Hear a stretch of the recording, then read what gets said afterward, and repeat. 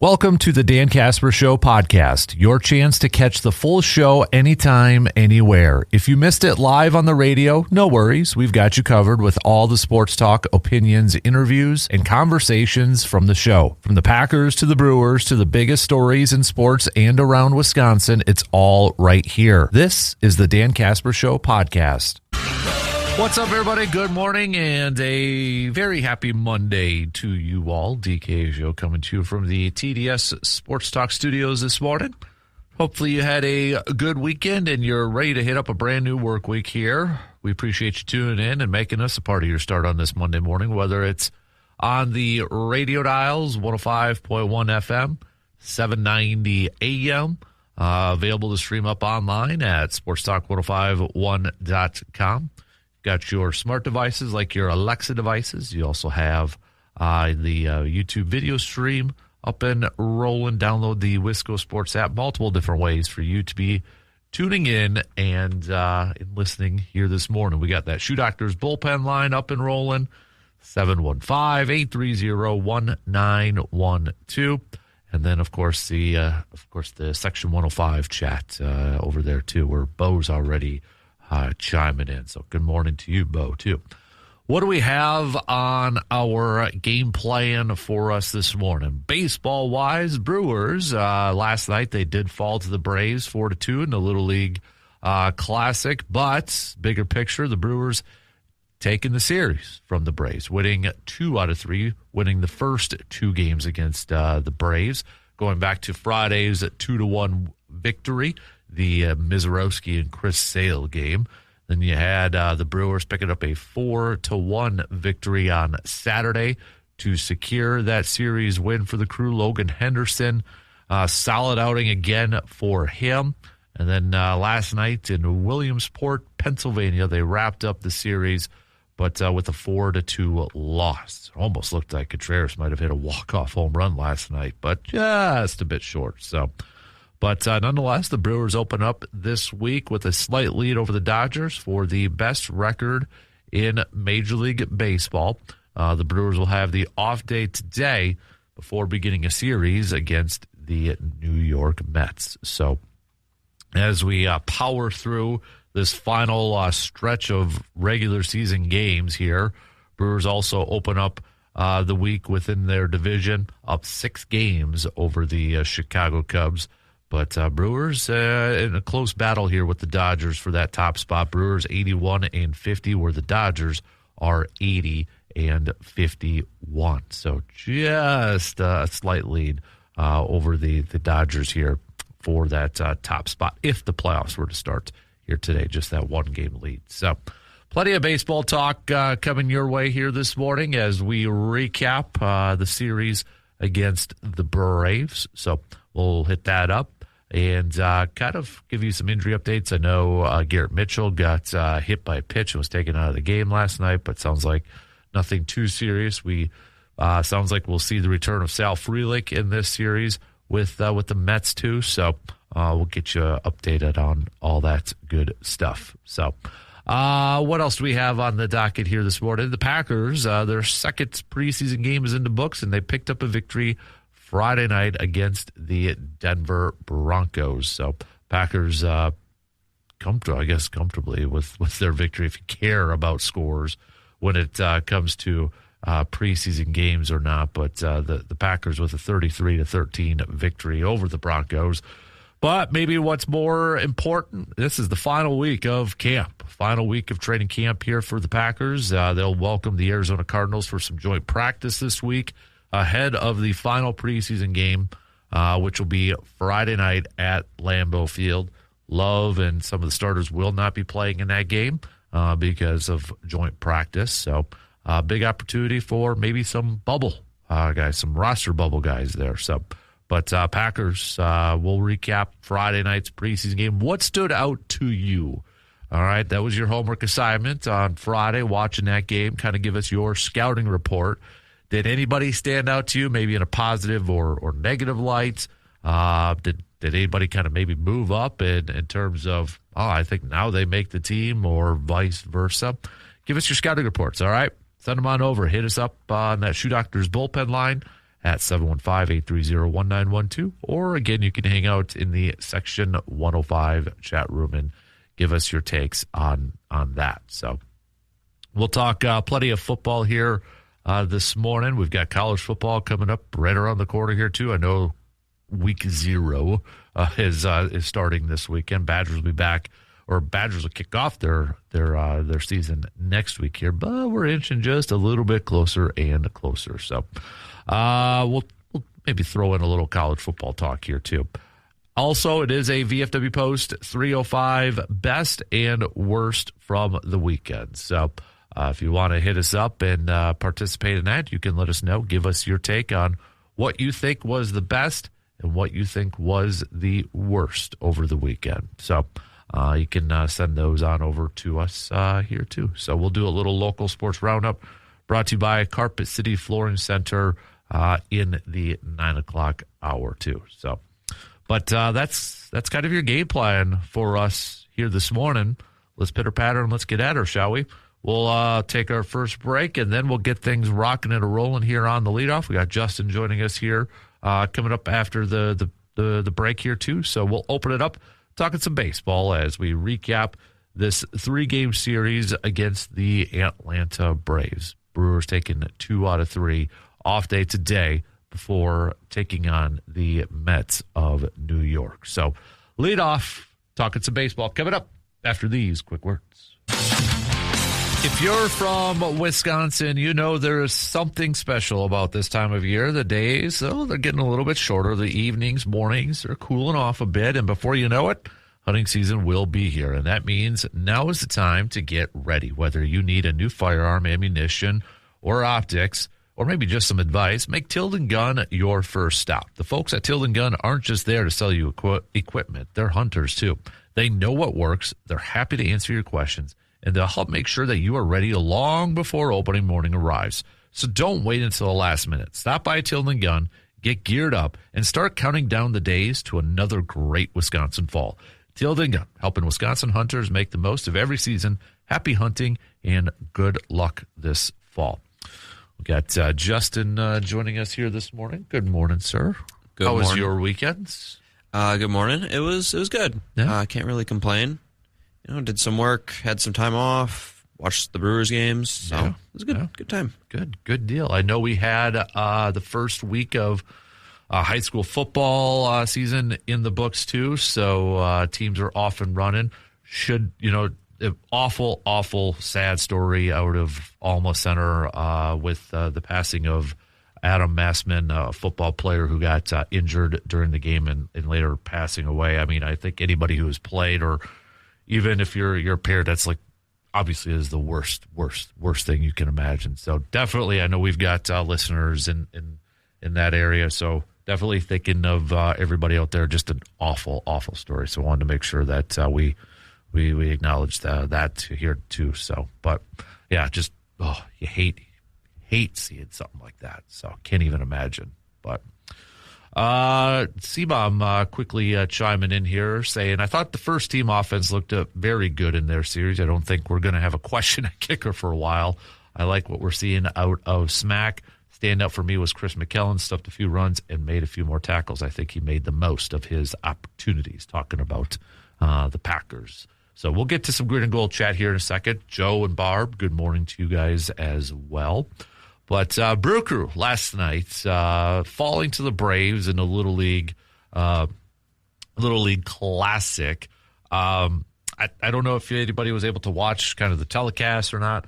I thought it was cool. I'll still say this. I love that Major League Baseball does stuff like this. Little League Classic, the Field of Dreams games, going to those places.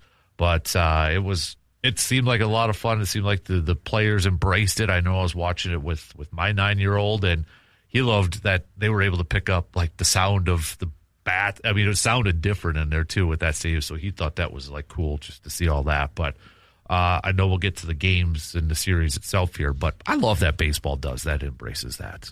Yeah, it's fun seeing, something different every now and then, especially, like I'm sure this means a lot for the kids. They all seem really happy, and seeing them in the stands really cool. I'm not the biggest fan of interviewing players on the field during the game. Yeah, I feel like I feel like you could have interviewed players still in the dugout. Yep. Like that could have worked out a little bit better. But that's like my one nitpick. Mm-hmm. Yeah, that like the Garrett Mitchell interview, it's cool in that, and it's cool that the kids get to ask them a question, but at the same time, players are still trying to do their job and focus and that. Yeah, like during Chris Sale came up to the booth. He wasn't pitching or playing, but Logan Henderson did the same thing. That stuff, I think that's perfectly cool, but it's got to be so distracting as a player to try to answer questions. Yeah, and you could hear it too. Garrett Mitchell would sometimes just stop talking because he was like fielding a grounder coming out to center, and sometimes the announcers would straight up cut the kid off when there's like a ball going down the line. So right, yeah, that's a little awkward, and I don't know if I could even do that to be honest with you. So, but nonetheless, before last night's game, the Brewers were able to take 2 out of 3 against the Braves, going back to Friday's game in the highly anticipated matchup between Mizorowski and Chris Sale. And advantage Mizorowski, even though they didn't actually go up against each other. But still, you go back to that game, that 2-1 victory for the Brew Crew. Mizorowski going 6 innings, 4 hits, 6 strikeouts, no earned runs, did issue a couple of walks. But it played up to the billing, right? I mean, with the Sale and Mizorowski matchup, sometimes we feel like it's like, oh, there's not going to be a lot of runs, not a lot of hits. Sometimes it's like, oh, it's a 9-8 game, but this one lived up to that. And just some timely hitting for the Brewers. Shout out to Contreras playing small ball and getting his 4 hits and hopefully getting a little bit out of his funk there. Luis Lara also had a couple of hits. But and then Trevor McGill shutting it down in that final frame. So Brewers just doing a little bit more, just a little bit more, taking advantage of some timely hits and shutting it down afterwards. But that was a fun game to watch just because it lived up to the Sale Mizorowski hype. Yeah, and it looked like Miz had like an off day. If you watched him, especially early, he could not find the zone. His control was kind of all over the place. So the fact that he still went out there, 6 punch outs, 6 innings, no runs, that's awesome. Yeah, you're right, because you watched the beginning of that. I even remember saying, uh-oh, kind of like, is it going to be one of these days? Because he was off on his command. Even the miles per hour was just a skosh down a little bit at the beginning, and he acknowledged that after the game, too. Like, wasn't my best stuff. And I think Pat Murphy even said, that's one of those days where, it's like he learned to pitch. Learning to pitch when you don't have your stuff going at 100%. So, but yeah, maybe that's something that, he's still young and probably still learning a lot of this stuff, right? I mean, he's obviously explosive and burns everybody, with his 104 miles per hour. But when you get into a situation like that, when the command's off and the control's off a little bit, you got to figure out ways to battle. So he looked like he did that. So, and then on Saturday, the Brewers, after falling early in the game 1-0 to the Braves, Logan Henderson doing Logan Henderson things, going 6 innings, 1 earned run, striking out 4, did issue a couple of walks, but Contreras again with a couple of hits, Luis Lara also adding a couple of hits, and the Brewers were able to tack on 3 runs in the bottom of the third with an insurance run coming in the fourth, and after that there was a whole lot of nothing offensively. But I mean, Logan Henderson just continues to go out there and impress with what he's doing, and still less than 20 career starts on his resume. I love watching Henderson, and I mean, yeah, he's not explosive or as fun as Mizorowski, but I remember last year Henderson had like 3 starts, didn't give up like a single run, and I was like, I know everybody's talking about Miz, but I was like, this guy might be just as good with like less. And now obviously, he's not Miz good because Miz is, one of one, but he's still, I mean, he could be a great 2. I mean, even if he's the 3 in the in the rotation next year, it's a really solid 3 to have. Yeah. I mean, he has not given up more than 3 earned runs in any of his starts yet. Eventually, that probably odds are it will happen. But I think it's between him and Zach Gallen now that have the most in Major League Baseball. But I mean, you look at what this guy has done. I think what was really impressive for me, too, is this was his first start since that big start against Skubal and the Dodgers on Sunday. And to come out there and just kind of pick up where he left off, right? I mean, just kind of going and going out there and doing his thing. And I know there's questions about, okay, this pitching staff, is it too young, too inexperienced when it gets to the postseason? These guys are pitching in big moments and in big games. And I'm sure there'll be some butterflies and nerves when the playoffs start, but gosh darn it, right now, from everything that we've seen with these guys, there's nothing there to say that they can't handle the spotlight that they've kind of been shown. Yeah, I am not worried about the pitching at all when the postseason comes. I mean, you could say the same thing that the group was relatively inexperienced last year. I mean, maybe not because you had Woodruff and Peralta, but Woodruff was out. Peralta he didn't pitch the best. Mm-hmm. So, I mean, what's to say that this group isn't going to do better when the postseason comes around? Because last year you had Priester, who I don't believe he was in postseason yet. I mean, yeah. It's kind of the same thing. And now Miz finally has that experience. Chad Patrick, most of the people who were on the team last year do. So I'm really not worried about the pitching. These guys have all showed up in the big moments and shown that they can perform. Yeah, definitely. So, and then yesterday, I mean, even Shane Drone was a quality start for Shane Drone last night. I thought in it, and I think we all know too, this is probably going to be a guy that he will be a part of the playoff roster, but probably out of the bullpen. But, I mean, quality start last night. I don't think he really, he didn't give up a boatload of runs, just a couple of earned runs. It was just a quiet night for Brewers offense last night. So not a whole lot. I know he had a couple of walks there and, could have been a lot worse in some innings, limited the damage there. But overall, quality starts, I think, for Shane Drone last night too. So I'm never going to fault you for, 2 earned runs against the Braves? Braves have a good team. Mm-hmm. And last night it seemed like everything was falling in the right spot for them, and really nothing was for the Brewers. And sometimes that's just the way it goes. Right. Yep. Exactly. So, bigger picture here, take it 2 out of 3 against a top 4, top 5 team in Major League Baseball. You will take that any day of the week and twice on Sundays. And right now the Brewers holding on to a 1-game lead over the Dodgers for that top spot in Major League Baseball. I know it's probably going to come down the line here soon, but a lot of fans are going to be thrown out. Do you want the top seed or do you want the 2 seed? And I was actually looking at it earlier this morning. If you're the 2 seed, you would play the winner between the Braves and the Padres if the playoffs started today. If you were the 1 seed, though, you'd play the winner between the Cubs and the Phillies. So it's like all tough matchups here.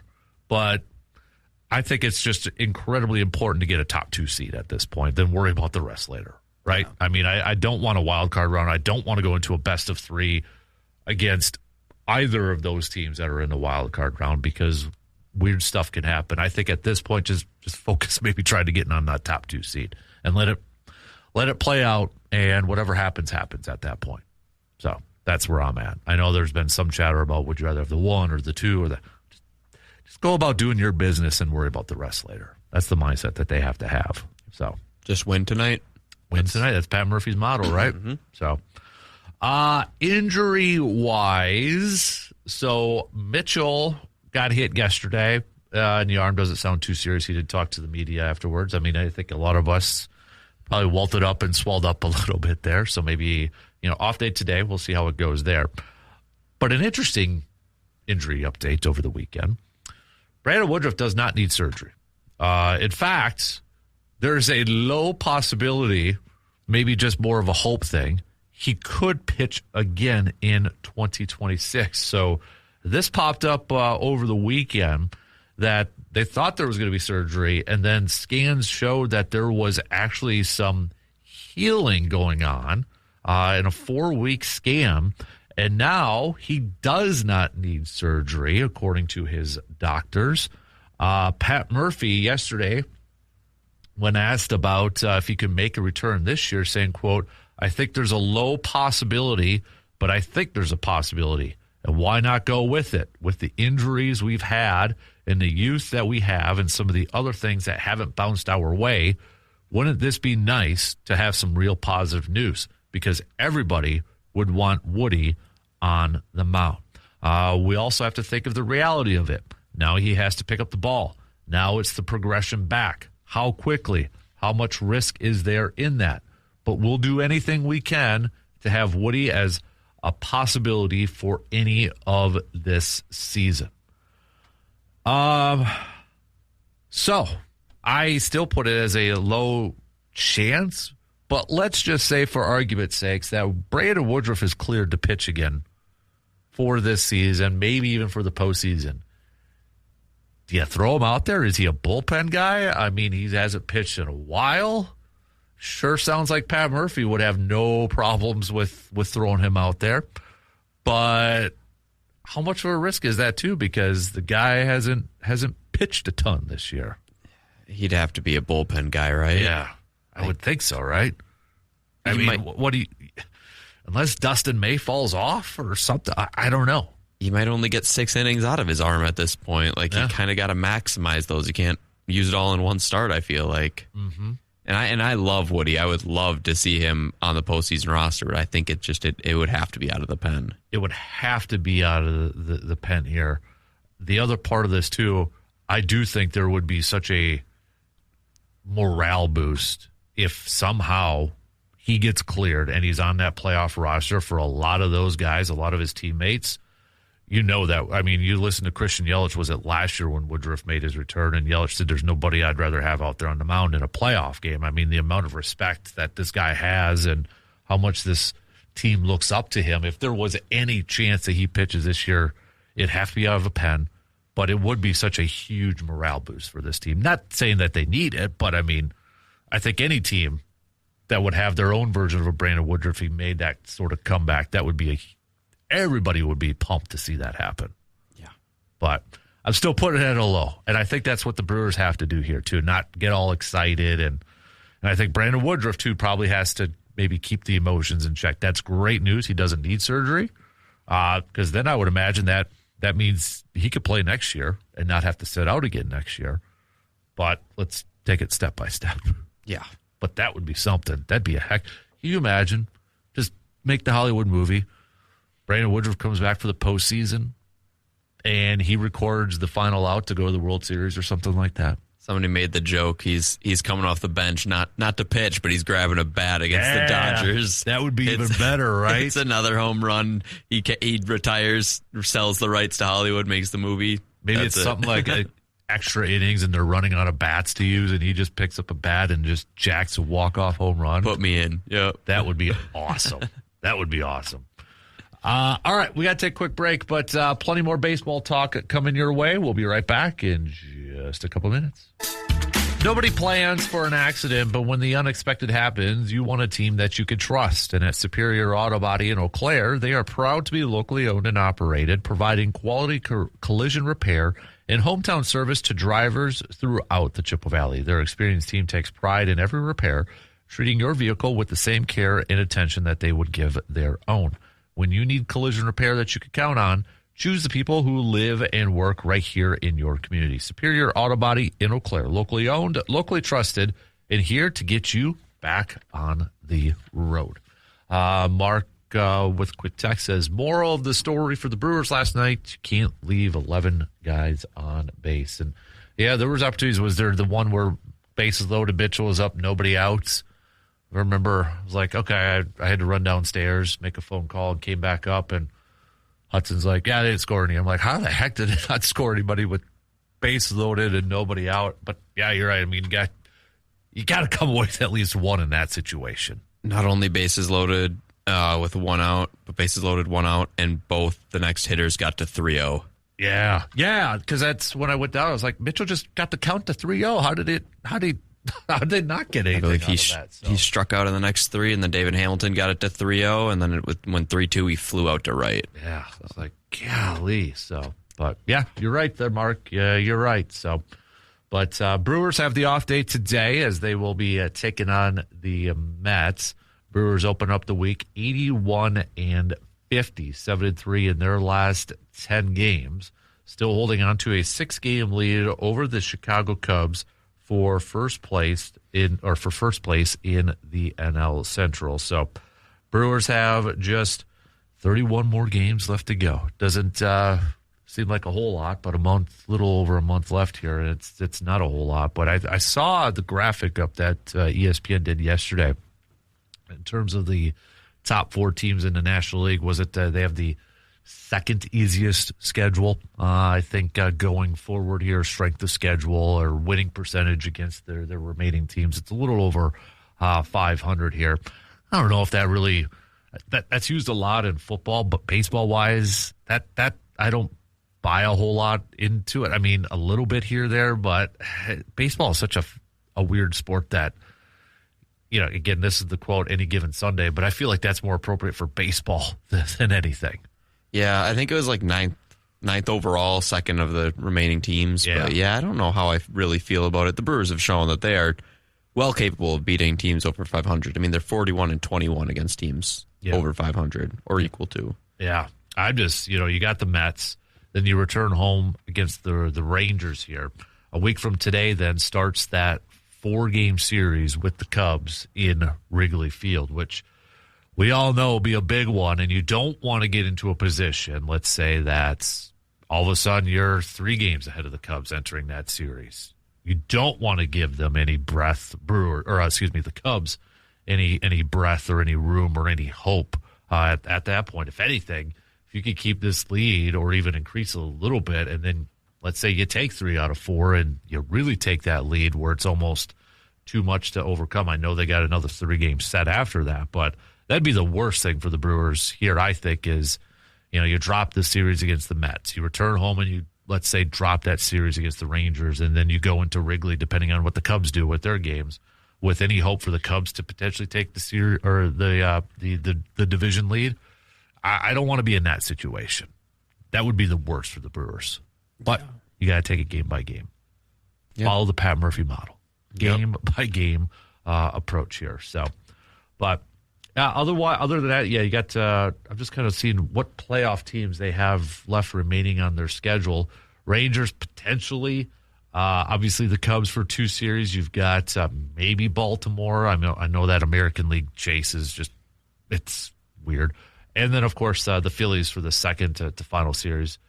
Cardinals might be chasing something there. We'll see how that plays out for maybe that final wild card spot. But you look at where things are at currently as we open up this week. Nothing really changing in the American League in terms of division leaders. Tampa Bay, the White Sox, and the Astros. It's weird that the Astros are 1 game under 500 and they're a division leader and going to be a 3 seed. But going to get a home playoff game series. It's like a 7-9, 7-10 team now in the NFL getting that. Yankees, Boston still the top 2. The Guardians now holding on to that final wild card spot. The Rangers are tied with them. Toronto's 1.5 back. The Twins 2 back. Baltimore 2 back. Seattle 3 back. The Tigers 3.5 back. National League, nothing has changed either. You've got Brewers, Dodgers, Braves, Cubs, Phillies, Padres. Then the Diamondbacks, who are 7 games above 500, are 2 back from a wild card spot. Miami 4, Cardinals 5.5. Then that kind of drops down after that. Pittsburgh's 8.5 back. So maybe a little bit of a separation from there. But a big series for the Cubs starting today as they go up against the Diamondbacks. So Diamondbacks, a little bit of a desperate team. They don't want to fall too far back because if you look ahead, I mean, Padres are going up against Pittsburgh, so Diamondbacks can't afford to lose too many more games here at this point in time. But you look at all the playoff teams. If the playoffs started today in the National League, all the playoff teams would have 70 or more wins, whereas you got teams in the American League that have under 500 records that would be in the postseason. Clearly, the National League is the cream of the crop between the 2 leagues at this point. But we'll see how it all plays out. But it's just that American League West, Houston, Texas. Gosh, that's good. And you know what's going to happen? They're probably going to win their series too. They're whatever team wins it, whether it's Houston or Texas that wins their division, that team will probably win a playoff series to open it up. Watch they sneak into the World Series. Oh. Sneak in and then lose to the Brewers, though, right? That'd be great. That'd be no. The amazing. Brewers' luck, they would lose to the first under 500 team to make the World Series. I can see it now. Can you imagine that an under 500 team that makes the World Series? Oh, yuck. What was the Diamondbacks record a few years back? They had to be close to 500, right? Worst regular season record. Team to make World Series. It's got to. So what does it say? 73 Mets hold the record for the worst regular season by any team to reach World Series at a full 162. They were 82 and 79. The 06 Cardinals were 83 and 78. The Twins were 85 and 77. And the Diamondbacks were 84 and 78. So the Mets were 3 games above 500. They lost the World Series. The Cardinals in 06 won that World Series. Twins won the World Series at 85 and 77. And then Diamondbacks 84 and 78. So, well, hey, based off that's, never mind. I'm not even going to, I don't want to manufacture that or manifest that or anything. So, but because I saw the graphic too that popped up talking about the Brewers and lack of home runs and not hitting home runs. What they say last time was, I can't remember the year, but Red Sox team that went to it, the World Series. They had the 18? best overall record. I think it was before 18. 16? Best overall record with the fewest amount of home runs. Last team to do that to go to the World Series. It was I can't remember what team it was that they said on the telecast, but I think we're going to get to the point where the Brewers are probably the team with the fewest amount of home runs, and I don't know, but we'll look that up here in a little bit here. But let's take our final break as we already approach the conclusion of the first hour. All right, if you got anything that you want to hit up, talking some Brewers, talking some baseball, hit us up, 715-830-1912 on that Shoe Doctors bullpen line, or you can hit us up on the Section 105 chat room. We'll take our final break for the first hour and be right back in just a few minutes. When your vehicle needs attention, make it easy on yourself. Just trust the team at AJM Automotive in Eau Claire. With 2 convenient locations, AJM Automotive makes taking care of your car, truck, or SUV super simple. Need some service? Well, scheduling an appointment is quick and easy. Just visit ajmautomotiveservices.com and book online when it works for you. And if the unexpected does happen and you're stuck on the side of the road, AJM's towing service is there to help get you and your vehicle where you need to go. From routine maintenance to unexpected repairs, AJM Automotive Services is your local partner for honest, dependable auto care. 2 locations, easy online scheduling, trusted service when you need it the most. AJM Automotive Services, keeping you moving. Bo, to answer your question, Bo with a question on the video stream, has a team under 500 ever won a World Series? Well, in a 162-game season, a team under 500 has never made the postseason. So the only teams to have made the postseason with a below 500 record, you'd have to go with the Brewers in 2020 during the COVID era, and then the 81 season with the Royals. That was also interrupted by a players' strike. They went 50 and 53. So that would be, by default, then, nobody has won a playoff series under 500 because in a 162-game series, season, they never made it. And that might happen this year. In fact, it kind of looks like it's going to happen this year, and it might even be a division winner, depending on how the rest of this month and change kind of goes for some of these teams, specifically in the American League West at this point in time. So, but that would, it almost feels like we're bound. It's bound to happen at some point, but maybe it'll be this year. I don't know. That's got to be so hard for a 162-game season if you think about it.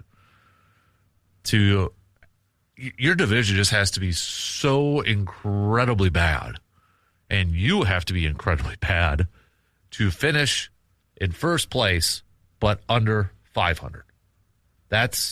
And I think what's this is like the Mariners were a playoff team last year. ALCS appearance.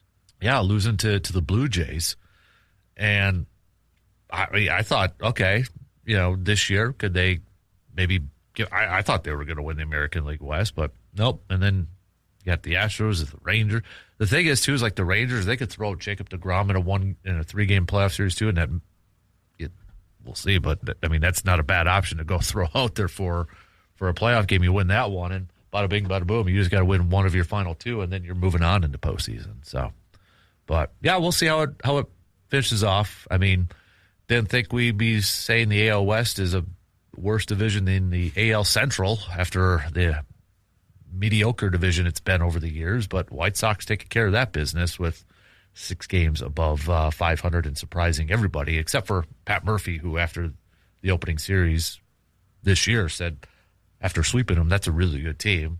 And, well, Pat Murphy looks like a genius by proclaiming that. So, but, yeah, all right. Anyways, Brewers, again, off day today, so no game for the Brew Crew today. But if you want to also send in some of your thoughts, analysis on the Brew Crew, you can let us know. Text it on over 715-830-1912. A few of you did say on the texting line, have Woodruff pitch out of the pen for the postseason.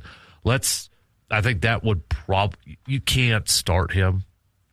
There's no way unless something really bad happens to one of your other starters. But let's not get our hopes up that we're going to see Brandon Woodruff out there too. Because, okay, if you're Brandon Woodruff, you get presented 2 options. All right, you can pitch, but you might make your injury worse. Or do you set up? I mean, the competitor in him probably wants to go out there. I mean, given his injury history, he has missed the postseason so many times. I don't fault him for leading that way, but if it means potentially sitting out the following year, is it worth it? Everybody's going to have a different thought or opinion on it, but if he's presented with that is a tough decision. Then again, how confident are you that there's going to be baseball next year with the lockout looming? That's another good point. Didn't even think about that. That's another good one. I mean, he has made a decent amount of money this year, about $20 million worth. So, but let's maybe pump the brakes here a little bit and kind of see. But, when Pat Murphy says there's a little chance, but hey, there is a chance. Got to at least think about it, right? Yeah. Think about it a little bit. But also, that means he's taking the spot of somebody else that could be a little bit more healthy. Now, I know with the postseason roster, if there's an injury, you can sub somebody out, but then that player won't be able to play the rest of the year. But it's almost like Rookie of the Year and the Rocket Gary Busey's character. He's got like one game left or 1 inning left, and he just goes out there and throws it all. But that's like Brandon Woodruff in this instance, it feels. So, but definitely some positive news. I mean, the fact that he won't need surgery right now means he probably would be able to pitch right away next year, you would assume, too. So, don't know if it will be with the Brewers. I would imagine teams are going to be concerned with that shoulder injury and his injury history, so I can't see him getting what he's getting paid this year by the Brewers with $20 million. But anyways, looking back at this weekend, too, I think one confidence boost is Contreras had himself offensively a good series because you definitely need that guy to be hitting and back on track when it comes to the postseason. You can't get into the postseason and win some games if Contreras is going to continue to struggle at the plate there. But it was good to see him maybe kind of get out of that funk a little bit. I mean, his last 29 at bats now, 448, and he's slugging 621. So good to see that. But Lara making more great catches in the outfield, and then he's actually been hitting well here, too. His last 27 at-bats, 333, and he's slugging 519. So I know Miz gave him a hard time about the one catch in the outfield. Did you really have to leap and crash into the wall? I think part of that is still learning the areas, the outfield and that. But, I mean, made another good one the other day. Was it Saturday, the sliding catch on the warning track, I think, too. So, but kid's showing his talent right now, that's for sure. So he's fun to watch. Yeah. Definitely fun to watch out there. But, yeah, good to see that. I know Yelly had a couple of hits yesterday. So maybe he's starting to stack. Not getting a ton of opportunities here, but got to look for some positives with Yelly. But Contreras, to me, was the big one to make sure that he gets going here offensively, too. Well, all of every game, multi-hit every game. So 4 in the first one, 2 in the last 2. So Yep, exactly. So even, when you look at it, too, Jackson Churio, his last 57 at-bats, he's hitting 298s. In his last 28 at-bats, he's not hitting for power, but 393 and an on base of 452. So, I mean, if he's going to continue to bat on the leadoff spot, that's kind of perfect leadoff numbers, right? Getting on base and being a table setter. I take that from the leadoff guy. And then he's got the power in there. So he could always, anytime he hits a home run, that's just a bonus. Right. Yeah, exactly. We got to move Ortiz back down. I know he moved up a little bit in the batting lineup last night, but let's not get too cocky and move him back down. And because then I don't want him to all of a sudden kind of, start to struggle. He hits better from the 8 and the 9. He really does. I know. So I know it's only a one spot difference, but hey, don't mess with it. We're superstitious when it comes to that stuff. So, all right. We got a couple minutes left to the top of the hour. So coming up next hour, we'll get to some football talk.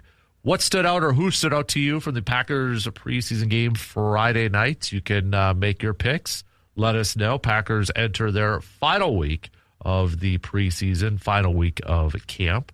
They've got the Cardinals coming to town later on this week for some joint practice, and then the final preseason game coming your way Friday night. So we'll chat some green and gold, chat some Packers coming up in the next hour. Don't forget, it is also a VFW Post 305 best and worst from the weekend. What was the best and what was the worst from the weekend for you? Let us know. Share it with the rest of the class here, okay? So we'll get to that. We got a little local sports roundup brought to you by Carpet City Flooring Center coming your way in the 9 o'clock hour. So we'll also get to that. Plenty more baseball talk. We'll definitely continue to talk some more Brewers and some baseball as we approach about the final month. Like 31 games left here for at least the Brewers. So Brewers do open up the week with a slight lead over the Dodgers for the best record in Major League Baseball. Brewers sitting at 81 wins. The Dodgers now sitting at 80 wins. But a big series for the Dodgers as they will begin a series starting tomorrow with the Braves. So also a big series for the Braves, too, after dropping 2 out of 3 against the Brewers because, you don't want the Phillies all of a sudden to start to catch up on you. Now, if you look at the Central, the Phillies or the NL East, Phillies are only 3 games back. And Phillies play Seattle. Braves are home against the Dodgers, but that could be this week could be maybe a week of change for the NL East between those two teams. So, maybe that's why the Brewers loss was a strategic loss to give the Braves some momentum. Yeah. The Braves, you got to help out the Brewers now and take down the Dodgers here so we can maintain that top spot. So, all right, shot clock's going to cut us off here in a few seconds. So 1 hour in. We've got 3 more to go on this Monday morning, but we want to hear from you. I know we got a few texts I have to get to yet, so we'll get to those coming up in the next hour. But we'll talk some football, talk a little green and gold. Did anybody secure their jobs on Friday night's game from their performance? Some maybe make their job security